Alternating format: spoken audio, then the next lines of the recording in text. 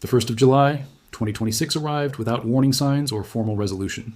The extension never materialized. No joint briefing, no coordinated statement, and no public announcement from either side of the border. Only a deadline quietly passing, a clock reaching zero, and Washington already engaged in intensive discussions with Mexico.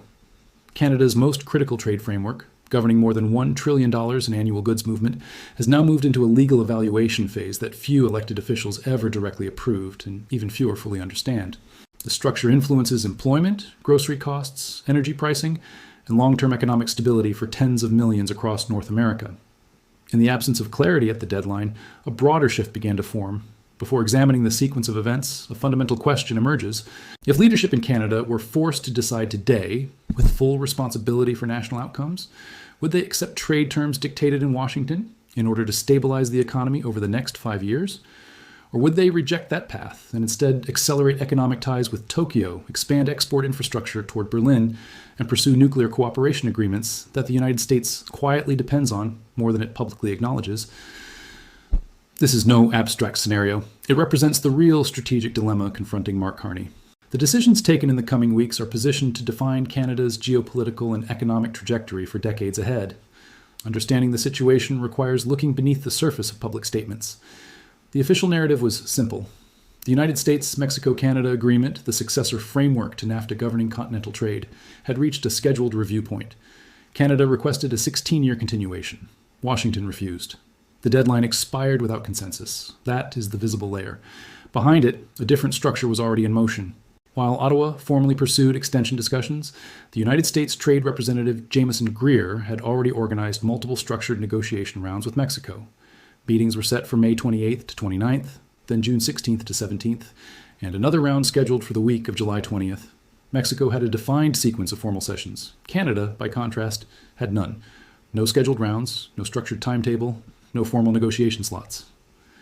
On June 30th, Canada's Trade Minister Dominic LeBlanc traveled to Washington. Accompanied by Chief Negotiator Janice Charrett, he arrived with formal requests for engagement.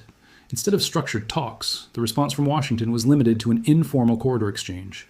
No official negotiation table was established. This contrast was highly significant. Canada is the largest trading partner of the United States and a key supplier of energy resources. It also plays a critical role in nuclear expertise supporting American energy development. Yet Mexico was granted multiple structured sessions, while Canada received only informal interaction. This was widely interpreted as a deliberate signal rather than an administrative oversight. The United States strategy has been described as a bifurcated negotiating model, separating Canada and Mexico into distinct bilateral tracks, rather than maintaining a unified trilateral process. Officials argue Mexico has shown greater alignment strategically, however, the approach increases leverage. If Washington first finalizes terms with Mexico, particularly on automotive content rules, supply chain standards, and origin requirements, Canada would later face a limited choice. Accept those conditions without influence or risk exclusion from integrated North American production systems. Proposed measures in discussions with Mexico include requiring 50% U.S.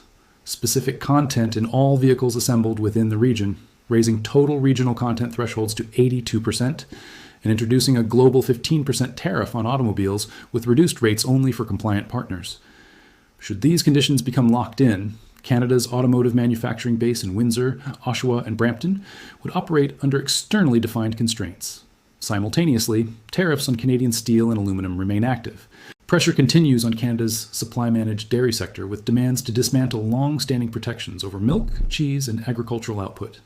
Even provincial decisions to remove certain American liquor products from shelves have been elevated into formal trade disputes, signaling an unusually granular level of leverage being applied.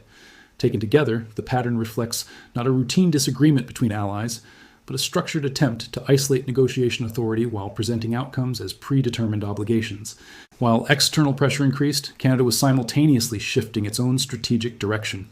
On June 30th, Mark Carney addressed the nation and acknowledged a structural change in Canada's economic positioning. He described dependence on the United States market as once being an advantage that has now become a vulnerability. He framed the moment as a rare decision point, with consequences extending across generations. National prosperity, resilience, and independence, he stated, would increasingly depend on energy control and supply capacity. At the same time, Canada was advancing major infrastructure and energy initiatives. The Trans Mountain Pipeline is now operational, providing direct access from Canadian oil production to Pacific shipping routes and onward to rapidly growing Asian markets without reliance on United States transit.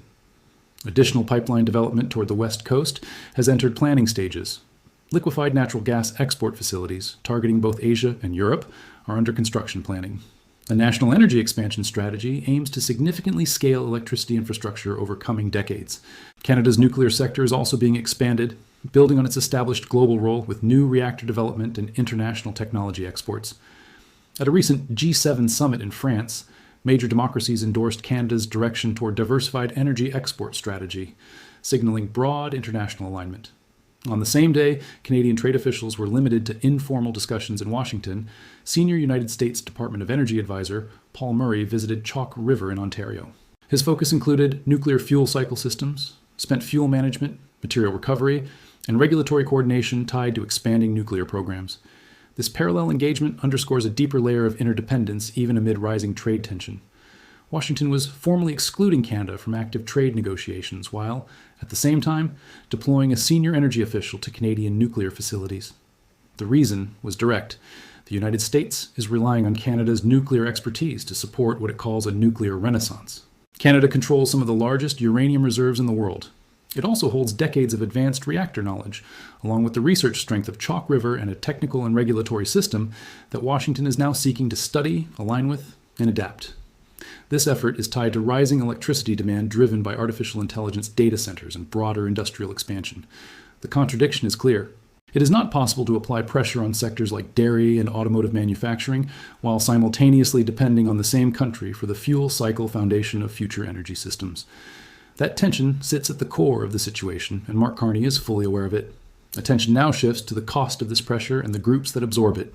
If the United States-Mexico bilateral framework on automotive content rules is finalized without Canadian participation, and if the 50% American content requirement alongside the 82% regional threshold becomes the standard across North America, Canadian auto production would face a structural cost increase. That increase does not remain confined to factories. It moves directly into retail vehicle pricing. It reaches employment security discussions at production sites. It spreads into supplier networks, parts manufacturers, transportation firms, and small businesses built around automotive hubs. Cities like Windsor, Oshawa, and Brampton are not theoretical cases. They are communities shaped entirely by this industrial structure. The impact extends beyond the automotive sector. If Canada's dairy supply management system is dismantled under external trade pressure, the consequences extend through the entire agricultural chain. Milk, cheese, and processed food pricing are all linked to a system that has been in place for decades. Removing it under imposed timelines creates a gradual restructuring that affects grocery costs across the country. Energy policy introduces a different but equally significant layer. Carney stated that with appropriate investment and electrification strategies, 7 in 10 Canadian households could see lower total energy costs by 2050. He described potential savings of $15 billion returning to households. Electric systems operate at 2 to 4 times the efficiency of the technologies they replace. Over time, the financial structure favors consumers, provided that investment continues as planned. However, if trade conflict intensifies, if investor confidence weakens, or if political uncertainty increases due to issues such as the Alberta separatism debate moving toward a fall referendum, then investment timelines may slow. Each delay postpones savings, and each postponement keeps household energy costs higher than projected. This is where macroeconomic policy becomes household reality. Trade instability translates into mortgage calculations. Infrastructure delays translate into sustained energy expenses. Diplomatic stagnation translates into postponed export capacity from pipeline systems that are not yet operating at full scale. The broader question is what Washington believed it was achieving. The central assumption within the United States strategy is that Canada's dependence on its market is so extensive that Ottawa cannot withstand sustained economic pressure. Under this view, job losses, business lobbying, political opposition, and provincial disagreements would eventually force acceptance of Washington's terms. This assumption is not without basis. Approximately 75% of Canadian exports flow to the United States. The automotive supply chain is deeply integrated across the border. Goods and services cross the boundary hundreds of thousands of times every day. The level of interdependence is real and long established. However, this calculation overlooks emerging structural changes. Trans Mountain is already operational. Canada's pivot toward Pacific energy markets is active. Liquefied natural gas export projects are advancing. Nuclear cooperation agreements are being developed. each of these developments gradually reduces reliance on a single trading partner. It also overlooks the political framing established by Mark Carney. His leadership is built on the premise of strengthening resilience against external economic pressure. Retreating from that position would undermine the political foundation of his government. Public statements from Ontario Premier Doug Ford further reinforced this shift. He stated that Canada will never become the 51st state. He also declared that Canada is not for sale. Such language from a figure known for pragmatic relations with the United States signals a rare level of political alignment within Canada on this issue. It reflects a unified domestic response to external pressure rather than fragmented opposition. At the same time, statements from Donald Trump suggesting Canada as a potential 51st state were received in Canada, not as negotiation tactics, but as direct political insult. In domestic politics, such framing tends to reduce willingness to compromise and increase resistance. These remarks contribute to a broader political environment in which concession becomes more costly than resistance. They also strengthen cross-party alignment within Canada, despite internal political differences. Trump's broader approach has been characterized by repeated public framing of Canada in ways that disregard the depth of mutual dependence. This interpretation treats Canada as structurally reliant to the point of limited negotiating resistance. However, this view fails to fully account for reciprocal dependence. The relationship operates in both directions. Misjudging that balance introduces risk for both sides of the negotiation. From this point forward, three possible outcomes emerge. Each carries distinct consequences for North American trade architecture. In the first scenario, Canada agrees to Washington's terms before the end of summer. Dominic LeBlanc eventually gains formal negotiation access. Canada accepts adjustments to dairy policy and automotive content rules in exchange for continued market stability. In the short term, economic conditions stabilize and uncertainty decreases. However, the longer-term effect is the establishment of a precedent. Future negotiations would be conducted with the expectation that sustained pressure leads to compliance. This would redefine the structure of leverage in all subsequent trade discussions. In the second scenario, Canada maintains its position long enough for alternative markets in Asia to fully develop. Trans Mountain continues to expand its export flow quarter by quarter. A second pipeline project begins construction. Liquefied natural gas facilities start directing Canadian energy toward Japan and Germany. European partners increase the depth of their long-term energy agreements with Ottawa. The United States remains the largest single purchaser, but it is no longer the only major buyer with meaningful capacity. Once that exclusivity disappears, the structural leverage of total dependency begins to weaken in a way that no individual tariff or short-term measure can fully restore. This path moves more slowly. It includes short-term economic strain that democratic governments often struggle to endure, especially when employment figures shift and political opposition intensifies. However, this is also the trajectory in which Canada develops something it has never fully possessed before: real diversification, real alternatives, real negotiating leverage. The third scenario is more unstable. In this outcome, delays extend beyond manageable limits. Alberta's separatism referendum in the fall fails to produce a clear resolution. The federal government becomes simultaneously engaged in external trade pressure and internal unity disputes. Investor confidence weakens as political uncertainty grows across provinces. Washington, interpreting this fragmentation, intensifies the freeze rather than reopening structured negotiations. The USMCA review shifts from a technical process to a confrontational one. Investment slows, provincial confidence in federal trade authority declines. By the next election cycle, North America's trade system no longer resembles the framework established in the 1990s. It evolves into something fundamentally different, shaped without clear public consent or a unified design process. Mark Carney has previously stated, in the context of disruptions to global energy routes, such as conflicts affecting the Strait of Hormuz, that restarting physical flows of energy is significantly easier than rebuilding trust between trading partners. Although originally referring to Middle Eastern instability, the same principle applies here. Agreements can withstand disagreement. They rarely survive sustained perceptions of contempt. If the current period hardens into mutual distrust between Ottawa and Washington, the damage does not reset through routine diplomatic engagement or symbolic meetings. In today's global environment, trust has become one of the most valuable strategic assets. Yet, according to this assessment, Washington is expending that trust without fully accounting for the long-term cost of rebuilding it.